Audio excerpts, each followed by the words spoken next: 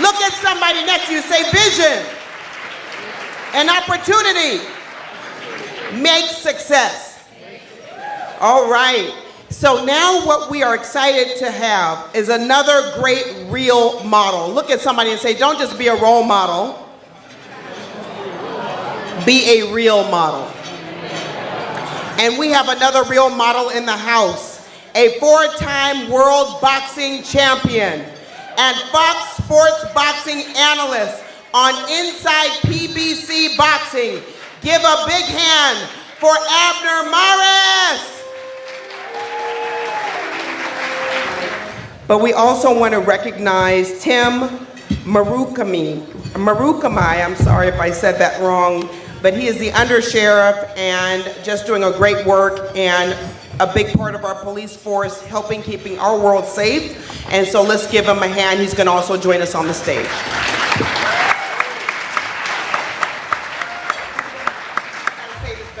Can you help me? Yeah. Murakami. Oh my God, that was way different. Murakami. Everybody say Murakami. I guess before Abner speaks, he wanted me to see a little bit about what we're doing with the Sheriff's Department. I've been on 40 years. I know I'm saying because I'm Asian, I probably don't look like 40 years on the force, but hey, brother. But in 40 years, I've arrested probably thousands of crooks. But the biggest impact I've had, I believe, is through the Youth Activities League, where for the past 20 years, we've invested in our kids. And if you look at smart policing, it's not effective to put guys in jail. It's effective to get the kids and steer them in the right direction. Yeah, so basically what it is, I share with the guys out there that when I work county jails, I'll bet you about 90% of the guys in there are not bad. They just made bad choices. 5% are straight evil, but the majority of guys are just bad choices. So the goal of the YEL is to basically foster these kids, because a lot of these kids come from homes which are basically a mess, or they're surrounded by gangs. So the Youth Activities League, they basically took back the parks. The parks belong to the community, not to the gang members. So you have kids involved in year-round sports, baseball, basketball, soccer, flag football, and initially these little All-American football, Little League thought we were a threat, but we weren't a threat because our kids don't have money. So they couldn't afford to play those sports. So we also have scuba diving, we've got boxing going now, we have judo, we have a summer camp for them, and everything we do for them is free. So it's kind of, one of the biggest blessings is to take kids to the camp and have a gang member you arrested bring his kids to you and trust you with their kids. Because they respect you and they know you're going to take care of them. And I know we have a boxer here by the name of Della Torre. He's one of our deputies. And he shared a story about one time he took kids to the beach to take a run. And the kids stopped. And they're in awe because they never saw the beach before. They never saw the ocean. So we're taking kids and exposing them to the world they've never seen before. They think going to the next city over is like 10,000 miles away. So Abner's up here to share his life story. He's an example of what you can do as a person to give back to the community. And Abner, I want to find out a little bit about your history as a kid. Well, thank you so much. Good evening, everyone.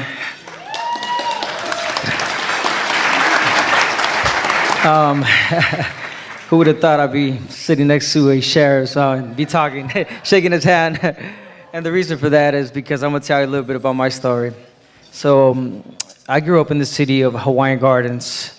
For a long time, they called it, I'm even shy to say this, but they used to call it the city of hate. There was so much hate in that city. I grew up poverty, mom working 3 jobs. Hardly ever saw my mom. Went to school, came back, mom wasn't there. So I started hanging out with the wrong crowd. I got, arrested a few times, detained. And one in particular that I'm never gonna forget is Jerry Ortiz, rest in peace. I remember, I don't know, when you grow thinking that you have to be afraid of cops. I had nothing, nothing in my car. I was driving. He pulled up behind me. I got really scared. I hit the gas. I don't know why. And he pulled me over, Jerry Ortiz, and he knew who I was. I had just came back from the Olympics 2004, Athens, Greece, where I represented my country, Mexico. Thank you. And I had just signed a contract, professional contract with Oscar De La Hoya at that time to be a pro. And I was still living in my city, and I remember he pulled me over, and he told me, I know who you are, I know what you do, and Abner, just keep it straight. Keep going the right path. You got the ability to change this city around by you being the example. And a few days later, he was shot and killed by my neighbor, my cross-street neighbor. Yeah, and it really changed my life there because that person was, I considered a friend, my neighbor, you see him every day, and he did that to a man that was out protecting the well-being of us, and I had just, heard those words from him. So that really impacted me in my life. And I'm a 4-time world champion now. I've done well for myself. I work as a commentator now. And all I do and crave is helping out my community, my family. I call it my family. The kids, giving backpack giveaways, turkey drives, toy drives, you name it. I try to do as much as I can for my community because I know what it's like, and I want to be a role model, and I want the kids to see a way out. And I am that. As many of us that we are here, to impact the young youth, and I'm just privileged to be here again. I'm sorry, a little nervous. I got my daughters over there. Got a 13-year-old daughter, Emily, my daughter, Amber, my wife, and I not only want to be a role model for my kids, but a lot of kids that are out there watching. I try not to curse as much on TV when I'm fighting. I always, I don't at all. When I fight, when people see me in the streets, people think, man, you don't look like a fighter. You look so nice. Like, how can you hurt someone?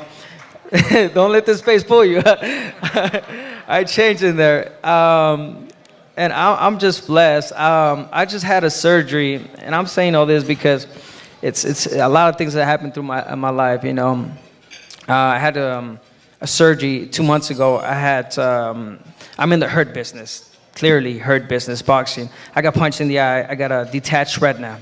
In most cases, that means an anterior injury. But today, I want to make the announcement. Today, I saw my ophthalmologist, and he told me that I am clear to fight again. And I will be back this by the end of the year. But where am I going with this, with the injury? There's nothing more painful than seeing a young kid not knowing that he has an opportunity in front of him. This is temporary, but them, they're gonna be marked for life. So I feel that it's my duty to help that youth, that community, to get them out and make something of themselves. So just want to make that.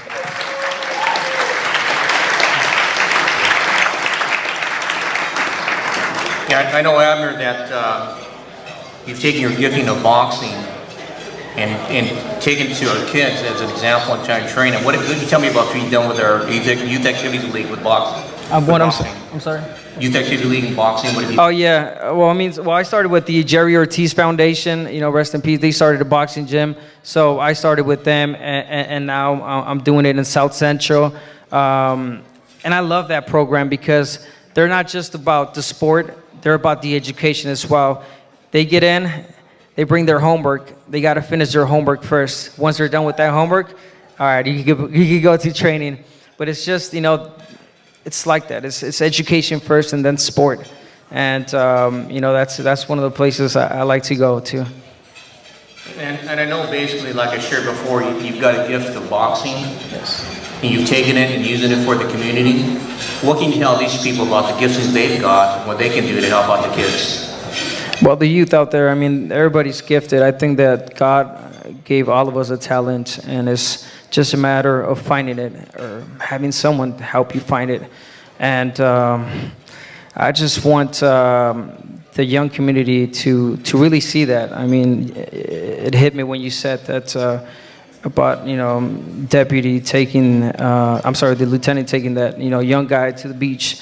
And he had to stop. I live now close to the beach, thank God. And I've taken a few of my, people that live in my neighborhood, my old neighborhood, and I've taken them to the beach. They're old guys, like 18, 17, they've never been to a beach. And it's just crazy. And again, it's a beautiful thing. Thank you so much. And it's kind of nice doing an interview here rather than an interrogation. That is, right?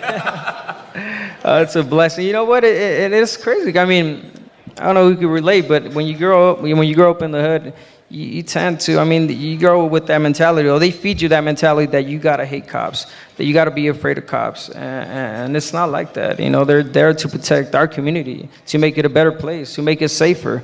In other words, we're the bad guys. We gotta change things around, and I know there was a lot of people out there, and I gotta name, Nipsey Hussle, man. He was one of them. He really looked out for his community.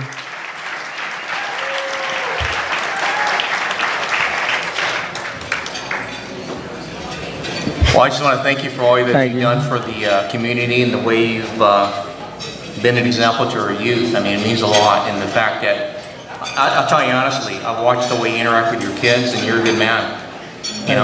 You love your daughters, and it's very obvious, so I'm proud of you. Thank you so much. I love my kids. I grew up with 10 siblings. 11 with me. Same mom and dad. Hard to believe, right?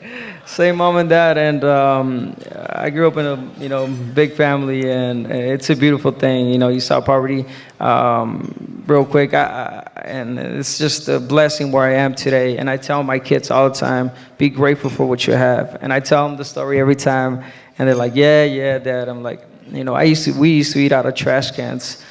We had no money. Our parents used to take us behind the Walmarts and the big dumpsters, get there super early to get the almost expired food. That's how we used to feed each other. And to be where I am today, and forget the 4-time world championships, just the beautiful family that I've built, to me, that is more gracious than anything.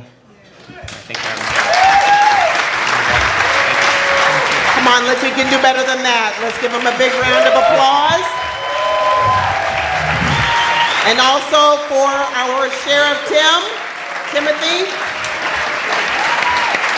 we appreciate what you do, both of you, what you do.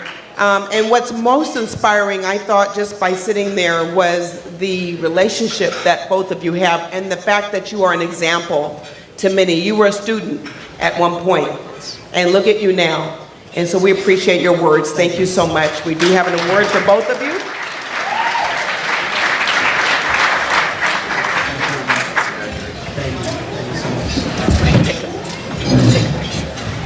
You? Right here. You want to be in the middle? Okay. Be in the middle. And we have some color in the middle of the dress.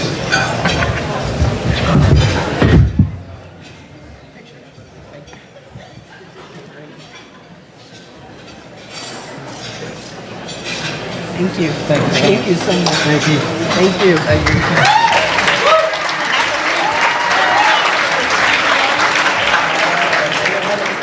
Okay.